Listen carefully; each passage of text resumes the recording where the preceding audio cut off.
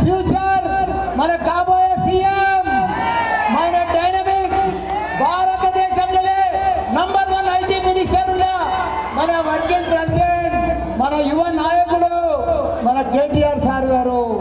అదే మాదిరిగా మల్లుడు మల్కాజ్గిరి ఎమ్మెల్యే మల్లుడు మహేష్ బాబు గారు. అదే మాదిరిగా శ్రీధర్ గారు. అదే మాదిరిగా మా కార్పొరేటర్లు, మా కౌన్సిలర్లు, మా కార్పొరేటర్ భర్తలు, మా అన్నలు, తమ్ముళ్ళు, మా మాజీ కార్పొరేటర్లు, మా అక్కలు, తమ్ముళ్లకు, అన్నలకు, పత్రికా మిత్రులకు అందరు కూడా పేరు పేరున నా నమస్కారం. ఇవాళ మనకు ఎంపీ ఎలక్షన్లు వచ్చినాయి.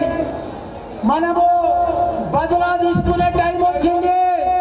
మనకు గొప్ప అవకాశం వచ్చింది.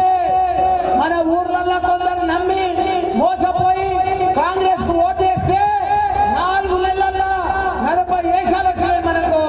కాబట్టి మనం అందరం కూడా మే 13 నాడు మనం గట్టిగా యువకులంతా కూడా గట్టిగా పనిచేసి మన రాగిడి లక్ష్మారెడ్డిలను భారీ మెజార్టీ తోటి మనం గెలిపించుకునే అవకాశం ఉన్నది. ఎందుకంటే మనము 55 ఏళ్ళు కాంగ్రెస్ ప్రభుత్వం ఉండే, స్వాతంత్రం వచ్చేసింది కానీ ఏమి చేయలే, కరెంట్ ఇయ్యలే, నీళ్లు ఇయ్యలే, వాళ్ళు ఏమి చేయలే.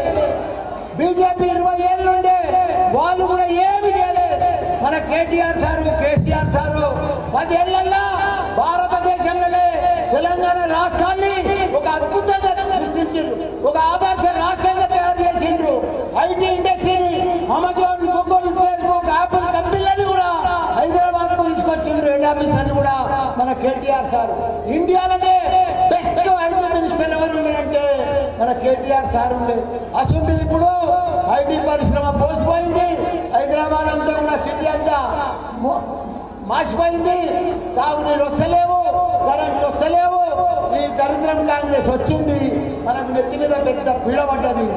ఈ కాంగ్రెస్ కు బుద్ధి చెప్పాలంటే, వాళ్ళకు బుద్ధి చెప్పాలంటే వాళ్ళు మోసం మాటలు చెప్పి 2000 పెట్టి 4000 ఇస్తానని మాయ మాటలు చెప్పి యువతకు 4000 వృద్ధి ఇస్తానని, మన మహిళలకు 2500 ఇస్తానని అబద్ధాలు చెప్పి ప్రభుత్వంలోకి వచ్చారు.